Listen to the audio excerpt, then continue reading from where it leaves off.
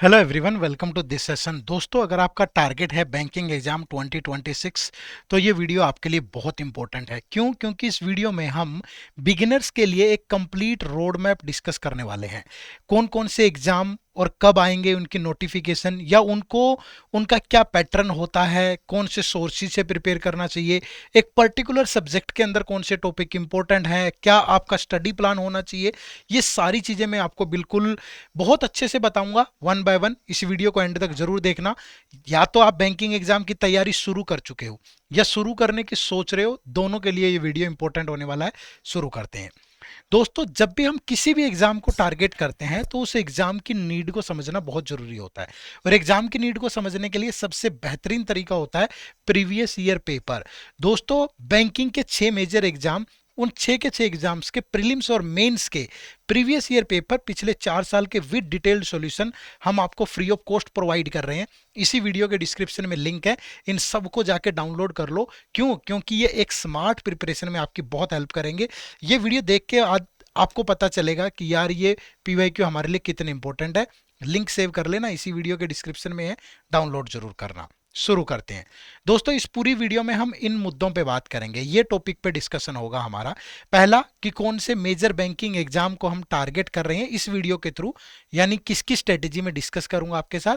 उसके बाद इनकी एक्सपेक्टेड नोटिफिकेशन डेट क्या होगी 2026 के लिए, इनका पैटर्न क्या होता है, इनका सब्जेक्ट वाइज सिलेबस क्या है, कौन से टॉपिक इंपॉर्टेंट है, किस स्ट्रेटेजी के हिसाब से हमें प्रिपरेशन करनी चाहिए, कौन से सोर्सेज फॉलो करने हैं और क्या हमारा स्टडी प्लान होना चाहिए, ये सारी चीजें हम लोग डिस्कस करेंगे।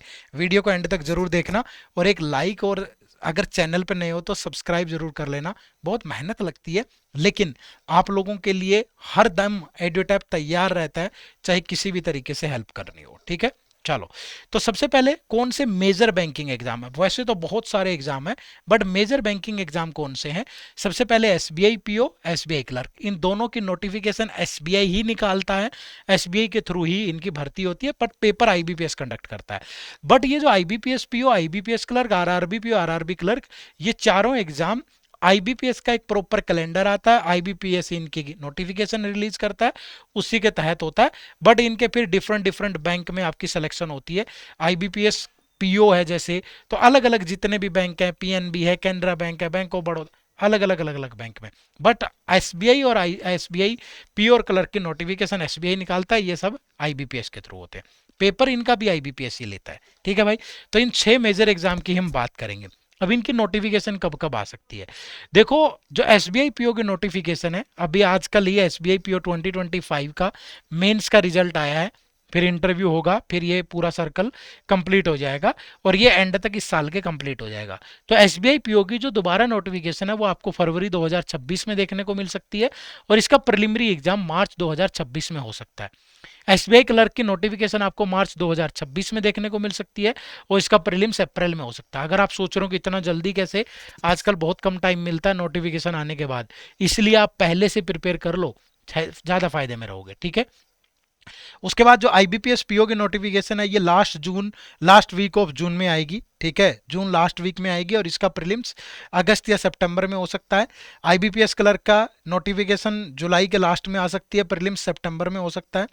आरआरबीपीओ लास्ट वीक अगस्त में, दोनों की एक साथ आती है आरआरबीपीओ और क्लर्क की। इसका प्रीलिम्स अक्टूबर और इसका नवंबर में हो सकता है। दोस्तों, ये आगे पीछे भी हो सकता है। आमतौर पे पहले आरआरबी की नोटिफिकेशन आती थी, फिर आईबीपीएस पीओ क्लर्क की आती थी, बट इस बार उल्टा हो गया था, पहले आईबीपीएस पीओ क्लर्क आ गया, फिर आरआरबी आ गया। तो ये हो सकता है, बट इन चारों के बारे में सटीक जानकारी आपको आईबीपीएस अपना एक एग्जाम कैलेंडर रिलीज करता है। ठीक है, एग्जाम कैलेंडर रिलीज करता है, जो कि जनवरी में रिलीज करता है। तो आपको पता चल जाएगा कि इनका एक्सपेक्टेड मंथ ऑफ नोटिफिकेशन क्या होगा। बट अभी तक हम जितना आइडिया लगाएं, तो ये नोटिफिकेशन इस टाइम पे आ सकती है, और एसबीआई पीओ और क्लर्क का कोई कैलेंडर नहीं आता, ये नोटिफिकेशन आपको यहाँ देखने को मिल सकती है। ये टेंटेटिव है, मुझे कोई आईबीपीएस ने फोन करके नहीं बताया कि इस टाइम रिलीज करेंगे, नहीं। बट अपने एक्सपीरियंस के बेस पे, पिछले पास्ट ईयर के ट्रेंड को देख के ही ये सूचना मैं आप तक दे पा रहा हूँ। ठीक है, बट ये टेंटेटिव है, ये मत सोचना कि सर आई नहीं, आपने तो बोला था, ऐसा नहीं है। बट हाँ, आती है, कोई आगे पीछे हो जाती है, कोई कैसे भी, बट इस तरीके से आने के चांसेस है।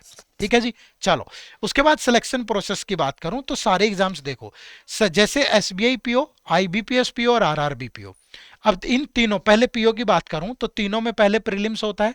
अब एसबीआई पीओ में क्वांट, रीजनिंग और इंग्लिश आता है प्री में। आईबीपीएस पीओ में क्वांट, रीजनिंग, इंग्लिश, और आरआरबी पीओ में सिर्फ क्वांट और रीजनिंग ही आता है।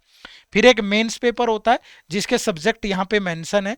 अब मेंस के अंदर एसबीआई पीओ में एक डिस्क्रिप्टिव पेपर होता है, आईबीपीएस पीओ में भी डिस्क्रिप्टिव होता है, बट आरआरबी पीओ में डिस्क्रिप्टिव नहीं होता। उसके बाद फिर इंटरव्यू प्रोसेस होता है। आरआरबी पीओ और आईबीपीएस पीओ में डायरेक्ट इंटरव्यू होता है, बट एसबीआई पीओ के अंदर पहले एक साइकोमेट्रिक टेस्ट होता है, फिर एक ग्रुप डिस्कशन होता है, फिर इंटरव्यू होता है। ठीक है, ये आपका पीओज का प्रोसेस है। क्लर्क की बात करूं तो एसबीआई क्लर्क हो, आईबीपीएस क्लर्क हो, दोनों का पैटर्न लगभग सेम ही रहता है। हाँ, इस बार क्वेश्चन थोड़ा ऊपर नीचे हुए हैं मेंस में, बट प्री में तो सेम है, quant reasoning English, quant reasoning English. Mains में नंबर ऑफ क्वेश्चन पे थोड़ा चेंज हुआ था, वो होता रहता है, हर साल चलता है। कभी क्वेश्चन किसी के कम हो गए, किसी के बढ़ गए। ये आईबीपीएस का अपना राइट है, एसबीआई का अपना राइट है, वो करता है। बट यहाँ पे कोई इंटरव्यू नहीं होता, ये ध्यान रखिए। आरआरबी क्लर्क में और आरआरबी पीओ का पैटर्न लगभग सेम होता है। ठीक है, बस यहाँ आरआरबी पीओ में इंटरव्यू होता है, यहाँ नहीं होता। बाकी सब्जेक्ट वगैरह प्री मेंस सारा कुछ सेम ही होता है। ठीक है, यहाँ प्री में सिर्फ क्वांट और रीजनिंग होते हैं, मेंस में क्वांट, रीजनिंग, इंग्लिश, जीए, इंग्लिश और हिंदी में से एक भी चूज कर सकते हो आप मेंस में, और कंप्यूटर नॉलेज भी होता है। ठीक है, तो ये पूरा का पूरा आपका सिलेक्शन प्रोसेस है, पहले प्री, मेंस, इंटरव्यू। तो पीओ में तो प्री, मेंस, इंटरव्यू, क्लर्क में किसी में इंटरव्यू नहीं है, प्री और मेंस है सिर्फ। ठीक है जी, चलिए अब हम सब्जेक्ट वाइज स्ट्रेटेजी की बात करते हैं कि एक एक चीजें कि कैसे आपको प्रिपेयर करना है। 6 के 6 एग्जाम के लिए बता रहा हूं। सबसे पहले क्वांटिटेटिव एप्टीट्यूड। अब ये क्वांटिटेटिव एप्टीट्यूड जो है ये सारे एग्जाम्स के लिए इंपॉर्टेंट है, ऑल एग्जाम्स, चाहे प्री हो चाहे मेंस हो। ठीक है भाई, अब सिलेबस जो है आपका प्रीलिम्स का वो ये है। पहला आपका स्पीड मैथ होता है। स्पीड मैथ में सिंपलीफिकेशन, अप्रोक्सीमेशन, मिसिंग या रॉन्ग नंबर सीरीज, या क्वाड्रेटिक इक्वेशन। ठीक है, क्वेश्चन ऊपर नीचे हो जाते हैं। आरआरबी क्लर्क प्री में देखोगे तो 20 क्वेश्चन भी हो जाते हैं। अगर आप दूसरे क्लर्क में देखोगे तो 15 क्वेश्चन है। एसबीआई पीओ प्री में देखोगे तो हो सकता है 3-4, दो 3-4 ही क्वेश्चन भी पूछ रहा है आजकल, तो वो तरीका अलग अलग है, बट आपका सिलेबस पूरा यही है। फिर data interpretation, table DI, missing table DI, pie chart, single या double, line chart, mix chart, bar chart, यही रहता है, वेन डायग्राम। प्री में अर्थमेटिक पे क्वेश्चन आपको देखने को नहीं मिलता, और फिर अर्थमेटिक के ये टॉपिक। अगर आपको प्रिपेयर करना है तो आपको प्रिपेयर करने के लिए थोड़ा सा मैं आपको एंड में प्री के लिए इंपॉर्टेंट भी बता दूंगा। ठीक है, बट ये सारे टॉपिक आपको प्रिपेयर करने हैं, यहीं से आपका बेस बनेगा। फिर ये आपका मेंस का होता है। ठीक है, मेंस में अगर मैं बैंकिंग एग्जाम में क्लरिकल की बात करूं तो मेंस का पैटर्न यही रहता है। ठीक है, क्लर्क में प्री और मेंस में यही रहता है, बट पीओ में थोड़ा चेंज हो जाता है। पीओ में डाटा एनालिसिस एंड इंटरप्रिटेशन, जैसे एसबीआई पीओ में और आईबीपीएस पीओ में ये है, आरआरबी में सिंपल है, वही पैटर्न है। ठीक है, तो यहां से नंबर सीरीज के मतलब प्री में और मेंस में यहां डीआई पे ज्यादा फोकस रहता है, एसबीआई पीओ और आईबीपीएस पीओ में। ठीक है, जो डीआई होगा वो बेसिक टाइप का नहीं होगा, यहां से शुरू करता है, ये टाइप के डीआई होते हैं। ठीक है, और नंबर सीरीज और डाटा सफिशिएंसी, अर्थमेटिक के क्वेश्चन, तो मेंस जो है वो पीओ का जो मेंस है ना, पीओ का वो डिफिकल्ट होता है। ठीक है, वो क्या होता है, डिफिकल्ट होता है। क्लर्क का जो मेंस होता है वो मॉडरेट होता है, मॉडरेट टू डिफिकल्ट होता है। ठीक है, क्लर्क का, प्री दोनों का ठीक ठाक ही होता है, प्री में ज्यादा दिक्कत नहीं आती। ठीक है, अब इसको प्रिपेयर कैसे करना है, देखो प्रिपेयर करने के लिए 3 पार्ट है आपके पास।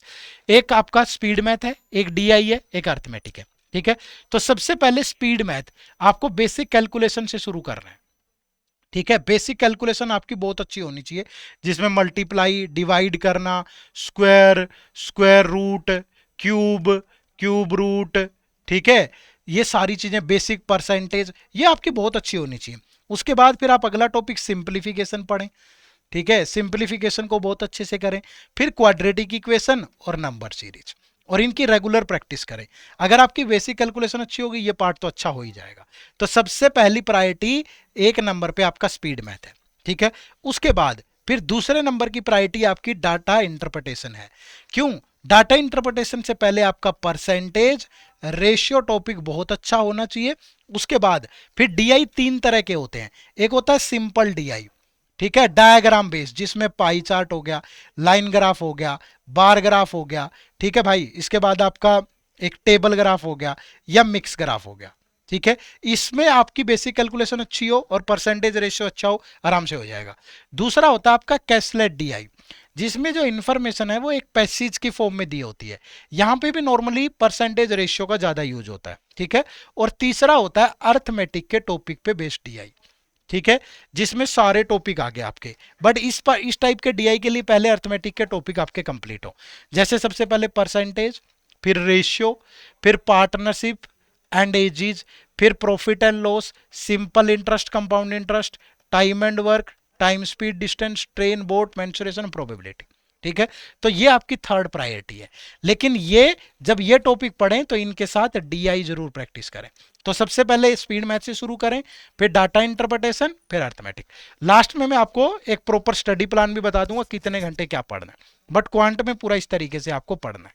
सोर्सेज भी बता दूंगा कहां से आप कर सकते हो। ठीक है, तो पहली प्रायोरिटी ये, फिर डीआई, फिर ये। लेकिन डीआई से पहले परसेंटेज रेशियो अच्छा हो, उसके बाद करें। ठीक है जी, चलो उसके बाद रीजनिंग एबिलिटी की बात करते हैं। तो रीजनिंग में आपका ये सिलेबस है प्रीलिम्स का। ठीक है, तो इसी सिलेबस के अकॉर्डिंग आपको प्रिपेयर करना है। ठीक है, चलिए, तो टॉपिक नेम यहां पे देखोगे सबसे पहले अल्फा न्यूमेरिक सीरीज। ठीक है, जिसमें आपकी वर्ड बेस्ड प्रॉब्लम है, लेटर बेस है, नंबर बेस्ड है, सब कुछ आता है। फिर कोडिंग एंड डिकोडिंग में प्रीलिम्स में आपकी चाइनीज कोडिंग ही नॉर्मली पूछी जाती है। सिलोगिज्म, सिलोगिज्म में आपका ओनली अ फ्यू, ओनली का कंसेप्ट, इस पे फोकस करना है आपको। इनइक्वालिटी सिंपल आती है। Direction sense, blood relation, simple question होते हैं, थोड़ा हाई लेवल मेंस में जाके होता है। रैंकिंग, सीटिंग अरेंजमेंट और पजल। अब सीटिंग अरेंजमेंट और पजल में कौन से टाइप की पजल है वो भी मैं बता दूंगा। तो ये आपका प्री का सिलेबस है और ये सभी बैंकिंग एग्जाम्स के लिए जरूरी है, ऑल सब में आता है ये। ठीक है जी, अब मेंस की बात करें। देखो मेंस में हर चीज का लेवल बढ़ जाएगा। जैसे कोडिंग एंड डिकोडिंग है, पहली बात तो प्री और मेंस के सिलेबस में फर्क क्या है कि यहाँ दो नए टॉपिक आ जाते हैं, एक मशीन इनपुट आउटपुट और एक क्रिटिकल रीजनिंग। ठीक है, दूसरा बाकी प्री के सारे टॉपिक एजीटीज हैं, बस इसमें लेवल बढ़ जाएगा। जैसे कोडिंग एंड डिकोडिंग लॉजिकल हो जाएगी, कंडीशनल हो जाएगी, बाइनरी तो फिर भी आजकल कम पूछता है। सिलोगिज्म में रिवर्स और कोडिड आ जाएगा, इनइक्वालिटी भी रिवर्स और कोडिड आ जाएगी, डायरेक्शन भी कोडिड और पजल टाइप की आ जाएगी, family tree, puzzle, coded, blood relation आ जाएगा, रैंकिंग भी कंपैरिजन, और सीटिंग अरेंजमेंट और पजल की ये टाइप है। यही प्री में, यही मेंस में। फर्क यह है कि प्री का लेवल हल्का होता है, मेंस का लेवल भारी होता है। जैसे डीआई में प्री का लेवल हल्का है, मेंस में लेवल भारी हो जाएगा पूरा। तो यहां पे देखो सर्कुलर पजल है, sorry arrangement, square, triangle, linear, uncertain number of person, distance plus direction. Puzzles में कैटेगरी वाली, कंपैरिजन वाली, डेजिग्नेशन, बॉक्स वाली, day, month, year, floor and flat. ठीक है, तो ये आपका पूरा मेंस का रीजनिंग का पार्ट है। ठीक है, तो यहां पे भी आप देखो क्या करना है आपको, मैं आगे आपको बताऊंगा अभी पूरा एक समराइज करके चीजों को। पहले मिसलेनियस वाला टॉपिक करें। ठीक है, जैसे मैं क्वांट की बात करूं, जैसे आपने स्पीड मैथ कर लिया, फिर डीआई कर लिया, फिर अर्थमेटिक कर लिया, सेम यहां पे भी पहले मिसलेनियस वाला पार्ट करें। ये वाला पार्ट पहले करना है आपको, उसके बाद सीटिंग अरेंजमेंट और पजल आपकी सेकंड प्रायोरिटी है। पहले इसको कंप्लीट करें, फिर इसको करें। सीटिंग अरेंजमेंट, पजल और डीआई इनको डेली प्रैक्टिस चाहिए होगी, लेकिन एक बार बेसिक से सीखना तो जरूरी है ना, फाउंडेशन होना जरूरी है। ठीक है, चलिए, तो रीजनिंग में सबसे पहले मिसलेनियस वाला पार्ट करना है आपको, पहला जितने भी टॉपिक मैंने आपको बताए हैं। फिर puzzle and seating arrangement second priority है, क्रिटिकल रीजनिंग थर्ड पे करना है आपको। इस तरीके से पूरा रीजनिंग आपको कवर करना है। ठीक है, तो कोशिश करिएगा कि इसी सीक्वेंस में अच्छे से आप करें। उसके बाद इंग्लिश की बात करें तो ये आपका सिलेबस है प्रीलिम्स। इसमें ग्रामर, वोकैबुलरी, कॉम्प्रिहेंशन सेम रहता है। ये सारे टॉपिक से क्वेश्चन आते हैं आपके। और सेम अगर मेंस की बात करूं तो मेंस का सिलेबस भी सेम है और ये सब में आता है, ये भी सारे एग्जाम में आता है। हाँ, आरआरबी के मेंस एग्जाम में आपके पास ऑप्शन है कि आप इंग्लिश या हिंदी में से कोई एक चूज कर सकते हो। लेकिन प्री में तो सबके, सॉरी प्री में तो आरआरबी में आता नहीं है, लेकिन आईबीपीएस और एसबीआई में प्री मेंस सब एक जैसा रहता है। आरआरबी में मेंस में आप इंग्लिश हिंदी में से एक चूज कर सकते हो। ठीक है, तो ग्रामर, वोकैबुलरी, कॉम्प्रिहेंशन, अब इस पे भी बात करते हैं। देखो सबसे पहले आपको अपनी ग्रामर कंप्लीट करनी चाहिए। ठीक है, आप किसी भी सोर्स से कर लें, पहले अपनी ग्रामर कंप्लीट करें, पहली प्रायोरिटी ये है। ठीक है, दूसरी प्रायोरिटी आपकी वोकैबुलरी और कॉम्प्रिहेंशन दोनों है। इसके लिए आप क्या करें, रटे मत, आप एक तो न्यूज़पेपर एडिटोरियल, ठीक है भाई, न्यूज़पेपर एडिटोरियल ये मस्ट है। आप न्यूज़पेपर पढ़ना शुरू करें, द हिंदू से शुरुआत करें या किसी दूसरे से करें, बट पढ़ें रेगुलर बेसिस पे। ठीक है, और साथ में अपनी रीडिंग स्किल डेवलप करें। ठीक है, जब तक आपकी रीडिंग स्किल अच्छी नहीं होगी तो आप यहां अच्छा नहीं कर पाओगे। और तीसरा फिर आपको प्रैक्टिस करनी है। ठीक है, तो पहले अपनी ग्रामर फोकस करें, बिल्कुल सब्जेक्ट वर्ब एग्रीमेंट से लेके noun, pronoun, conjunction, modals, preposition, सारे टॉपिक आपको बहुत अच्छे से करने हैं। वोकैबुलरी कॉम्प्रिहेंशन के लिए डेली रीडिंग स्किल और न्यूज़पेपर एडिटोरियल वगैरह ये प्रॉपरली करना है। ठीक है, चलिए अब इंपॉर्टेंट टॉपिक फॉर प्रीलिम्स ये हो गया। अभी तक हमने बात करी 3 सब्जेक्ट, क्वांट, रीजनिंग, इंग्लिश। तो प्री में तो ये सब क्या आता है, तो यहां मैं एक इंपॉर्टेंट टॉपिक की लिस्ट भी डाल रहा हूं। ये 30 मोस्ट इंपॉर्टेंट टॉपिक है प्रीलिम्स के लिए। ये क्वांट के टॉपिक है, simplification, number series, quadratic, percentage, ratio, partnership, DI, profit loss, interest, time and work. ये फिर alpha numeric series, coding, decoding, syllogism, inequality, direction, blood relation, ranking, seating arrangement, puzzle. फिर यहाँ cloze test, sentence correction, fill in the blanks, reading comprehension. मतलब English तो यार सारा grammar और vocab है, तो वो नहीं आएगी तो कोई भी टॉपिक ही नहीं होगा। ठीक है, तो ये चीज आपको ध्यान रखनी है। तो ये एक चेकलिस्ट होगी कि ये करना है। अब आप एक काम और करिएगा क्यूआरई में, यहां पे जो डीआई है ना, डीआई ये डेली प्रैक्टिस करें। यहां पे सीटिंग अरेंजमेंट और पजल डेली प्रैक्टिस करें एक बार सिलेबस कंप्लीट होने के बाद, और यहां पे रीडिंग कॉम्प्रिहेंशन डेली प्रैक्टिस करें। यानी कि डेली 2 से 3 सेट ऑफ डीआई, यहां भी 4 से 5 set of seating arrangement puzzle, दोनों को मिला के यहां भी 2 से 3 कॉम्प्रिहेंशन डेली सोल्व करें एक बार अपना सिलेबस कंप्लीट करने के बाद। मतलब अगर आपको बैंकिंग एग्जाम्स में फाइनली सफल होना है तो। ठीक है, चलिए इसके बाद बात करते हैं किसकी। अब ये मेंस एग्जाम में आता है, जनरल इकोनॉमी बैंकिंग अवेयरनेस। ठीक है, अब यहां पे क्या करना है, देखो national, international current affair, state current affair, ये सारे टॉपिक इंपॉर्टेंट है। बट मेन इश्यू आता है कि आपको क्या करना है। देखो एक तो डेली न्यूज़पेपर पढ़ना शुरू करो भाई। ठीक है, डेली न्यूज़पेपर आपको पढ़ना ही पढ़ना है। जरूरी नहीं है इंग्लिश के लिए इंग्लिश का पढ़ें, करंट अफेयर के लिए हिंदी पढ़े, कोई दिक्कत नहीं है, जिसमें आप कंफर्टेबल हो। डेली न्यूज़पेपर जरूर पढ़े। दूसरा, जो भी एग्जाम आपका टारगेट है उससे पहले 6 महीने की करंट अफेयर मस्ट है। ठीक है, करनी है। अगर 9 मंथ की कर लेते हो तो ये आपके लिए बेस्ट रहेगा। ठीक है, तो इसके लिए क्या करें, मंथली कंपाइलेशन, कोई भी जो भी आप सोर्स फॉलो करते हैं वहां से मंथली कंपाइलेशन पढ़ना शुरू कर दें। ठीक है, अभी आप अगर आगे जितने भी एग्जाम होने हैं तो अभी से शुरू कर दो। अगर आप डेली न्यूज़पेपर पढ़ते हो यार, यहां फिर बहुत कम आपका जोर लगेगा। ठीक है, तो ये सारी चीजें करना शुरू कर दो। और पीआईबी, ठीक है, लाइव मिंट, ये फॉलो किया करो। थोड़ा सा सारा दिन मोबाइल चलाते रहते हो, इन पे भी एक्टिव रहा करो, थोड़ा चीजों को के साथ यूज टू होना है। ठीक है, तो ये सारे टॉपिक है, बट ये काम आपको यहां पे करना है। ठीक है, उसके बाद तो जीए में जनरल अवेयरनेस वाला पार्ट भी, banking and finance current affair भी, स्कीम और रिपोर्ट भी, ये 3 पार्ट होते हैं, तीनों आपको करने हैं। ठीक है, जीए के लिए चाहे वो कोई भी एग्जाम हो, एसबीआई पीओ हो, आईबीपीएस पीओ हो, आरआरबी पीओ हो, या इन सबके क्लरिकल एग्जाम हो। ठीक है, उसके बाद डिस्क्रिप्टिव टेस्ट। अब डिस्क्रिप्टिव टेस्ट 2 ही पेपर में होता है, एक आईबीपीएस पीओ में, ठीक है, और एक आपका एसबीआई पीओ में। अब एसबीआई पीओ में तो आपका ईमेल राइटिंग, ठीक है, आपका दूसरी चीजें भी होती हैं। ठीक है, और आईबीपीएस पीओ में अब तो कॉम्प्रिहेंशन भी आने लग गया, इस बार आया है, और एक ऐसे राइटिंग है आपका। ठीक है, तो इसके लिए सबसे पहले तो आपकी रीडिंग स्किल होनी चाहिए, और मैंने बोला है रीडिंग स्किल के लिए सबसे पहले न्यूज़पेपर की हैबिट जरूर डालो। ठीक है, फिर आपकी राइटिंग स्किल होनी चाहिए। शुरू से कोई पहलवान नहीं होता है भाई, धीरे धीरे आदत पड़ती है। तो अपना लिखना सीखें पहले, थोड़ा सा जब पढ़ने की आदत पड़ेगी तो चीज़ों को पहले कॉपी पे लिखना सीखो। ठीक है, फ्रेम करना सीखो, उस तरीके से बनाओ। और उसके बाद फिर आपकी टाइपिंग स्किल भी होनी चाहिए, क्योंकि जो पेपर होता है वो ऑनलाइन होता है। ठीक है, तो ये पूरा प्रोसेस है। बट पहले सबसे पहले रीडिंग स्किल अपनी डेवलप करो, पढ़ो ज़्यादा से ज़्यादा करंट अफेयर, क्योंकि जो टॉपिक आते हैं वो मोस्टली करंट से ही होते हैं। ठीक है, फिर अपनी राइटिंग स्किल डेवलप करो, फिर अपनी टाइपिंग स्किल। ठीक है, चलिए उसके बाद कंप्यूटर नॉलेज कम एग्जाम्स में आता है, बट अगर आपको कंप्यूटर पढ़ना है, जैसे आरआरबी में तो आते ही आते हैं सवाल, तो ये टॉपिक है internet, memory, computer abbreviation, keyboard shortcut, computer hardware, Microsoft computer software, computer fundamental, networking, number system, operating system, basic of logic gates. तो ये टॉपिक आपके लिए इंपॉर्टेंट है, आरआरबी में ज्यादा क्वेश्चन आते हैं मेंस के अंदर। तो ये जो भी बच्चा आरआरबी को टारगेट कर रहा है वो ये कर ले। बाकी आईबीपीएस और एसबीआई को कर रहा है तो इतना इंपॉर्टेंट कंप्यूटर नहीं है। उसके बाद हिंदी लैंग्वेज, हिंदी लैंग्वेज सिर्फ मेंस एग्जाम में आता है, वो भी आरआरबी, पीओ और क्लर्क के, और ये भी मैंडेटरी नहीं होता। यानी कि आप इंग्लिश और हिंदी में से चूज कर सकते हो। जिन लोगों को लगे कि मेरी इंग्लिश अच्छी नहीं है वो हिंदी चूज कर सकता है, आसान हिंदी भी नहीं होता है। ठीक है। बट ये आरआरबी प्योर क्लर्क में ऑप्शनल है, आप लेना चाहे तो ले सकते हो। ठीक है। तो इसके लिए भी आपको वही सब चीजें हैं, गद्यांश, पद्यांश, पर्यायवाची, विपरीतार्थक, ये वो सारे टॉपिक हिंदी वाले जैसे इंग्लिश के होते हैं ना ग्रामर, ऐसे हिंदी की ग्रामर होती है, हिंदी की वोकैबुलरी होती है, वो सारी करनी पड़ेगी आपको। ठीक है। चलिए, तो ये तो हो गया सब्जेक्ट वाइज सारे उसका। अब क्या स्टडी प्लान लगाना चाहिए और कौन से सोर्सेज। देखो सबसे पहले स्टडी प्लान क्या है।